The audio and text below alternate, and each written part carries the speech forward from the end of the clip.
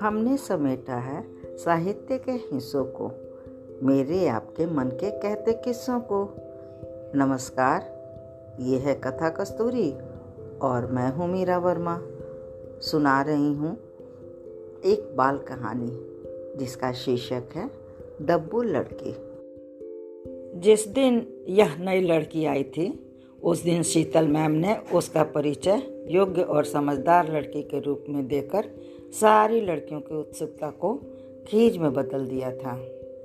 Ma'am ने monitor वंदना के साथ वाली सीट पर अर्चना को बैठा दिया। वंदना और उसकी सहेलियों ने उस योग्य लड़की के नुक्स ढूंढने में कोई कसर नहीं छोड़ी और जल्दी ही अर्चना की एक कमजोरी पकड़ ली।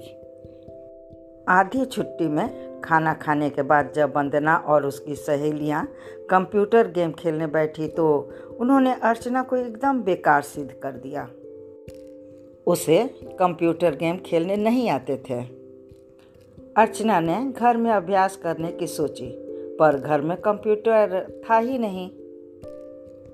उसके छोटे भाई विकी को तो क्रिकेट के अलावा दूसरे किसी भी खेल में मतलब नहीं था। अर्चना ने पड़ोस में कंप्यूटर की दुकान पर गेम सीखने की सोची, लेकिन माँ ने पढ़ाई के दिनों में गेम सीखने के लिए मना कर दिया। अर्चना सिर्फ पढ़ाई के दिनों में मेहनत करने के नियम को नहीं मानती थी। कक्षा में ध्यान से सुनने तथा होमवर्क नियमित रूप से करने से ही पढ़ाई व परीक्षा की तैयारी अपने आप हो जाती थी। परीक्षा में तो उसे सारे विषय याद करने नहीं होते थे, बस दोहराने भर होते थे। कक्षा में पढ़ते समय इधर उधर झांकना या फालतू बातें करना उसे बिल्कुल पसंद नहीं था। वंदना जब कभी उसे मैम के पढ़ाते समय कुछ फालतू बात पूछती या टीवी के कार्यक्रम के बारे में कुछ कहती तो अर्चना धीरे से कहती, चुप रहो ना, मैम गुस्सा होंगी। वंदना बड़बड़ाती रहती, कितनी डरपोक है तू, दब्बू कहीं की। खाली पीरियड होने पर अर्चना या तो चुपचाप अपना होमवर्क करती या लाइब्रेरी से कोई किताब लाकर पढ़ती रहती। वंदना और उसकी सहेलियां इतना शोर मचाती कि कई बार अर्चना को कहना पड़ता, अरे भाई इतना शोर न करो। बराबर में दूसरी कक्षा लगी हुई है, उसकी मैम आकर डांटेंगी। वंदना और उसकी सहेलियां उसे दब्बू कहकर खिसियाना कर देती थी। शीतल मैम की योग्य उपाधि को गलत साबित करने का वंदना को एक और अवसर मिल गया। अर्चना के इस स्कूल में आने से पहले जितनी भी पढ़ाई का कोर्स हो चुका था, उसके नोट्स उसे उतारने थे। किसी की कॉपियाँ उसे चाहिए थी। वंदना ने साफ इनकार कर दिया। दूसरी लड़कियों को भी उसने कॉपियाँ देने से मना कर दिया। अर्चना अब समझ गई और हार कर एक दिन वंदना के घर ही कॉपियाँ लेने चली गई। अब वंदना अपनी माँ के सामने कॉपियाँ देने से इनकार नहीं कर सकी। तिमाही परीक्षा में अर्चना अच्छे नंबर नहीं ले सकी। स्कूल में ही देर से दाखिला हुई थी। उसके सबसे रुचिकर विषय हिसाब में ही सबसे कम नंबर आए थे। परीक्षा के बाद हॉल से बाहर आकर लड़कियों ने कहा भी था, अरे अर्चना, हॉल में ही सवालों के जवाब मिला लेने थे, हमसे पूछती, हम बता देते तुझे। दब्बू हो ना, वंदना पास से गुजरती हुई बोलती गई। धीरे धीरे अर्चना ने पढ़ाई में वंदना के बराबर आकर कंप्यूटर गेम खेलने की कमी को पूरा कर लिया तो सभी लड़कियां मन ही मन उसे मान गईं। पर शरारतों से दूर रहने, अध्यापिकाओं का मजाक उड़ाने के डर के कारण उसे दब्बू कहकर चिढ़ाना नहीं छोड़ सकी थी। वार्षिक परीक्षा सिर पर आ गई थी।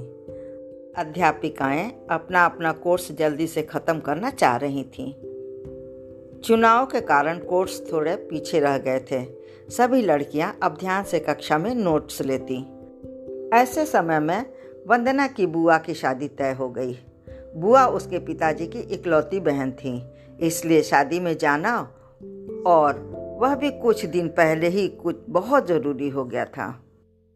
शादी की धूमधाम से वंदना लौटी तो उसे 1 सप्ताह बाद होने वाले परीक्षा की डेट शीट, कक्षा में रिवीजन और साथ ही 2 दिन बाद परीक्षा की तैयारी के लिए छुट्टी का पता चला तो वह सन्न रह गई। पिछले 10 दिनों की पढ़ाई वह कैसे पूरी करेगी?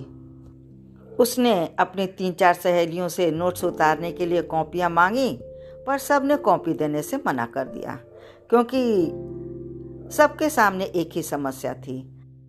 हम तो दे देंगे वंदना, पर माँ को पता चलेगा कि हमने परीक्षा के दिनों में अपने नोट्स किसी को दिए हैं तो बहुत डांट पड़ेगी। सबसे निराश होकर वंदना अर्चना के घर पहुंची। अर्चना अपनी पढ़ाई कर रही थी। वंदना से एकदम कुछ कहते नहीं बना।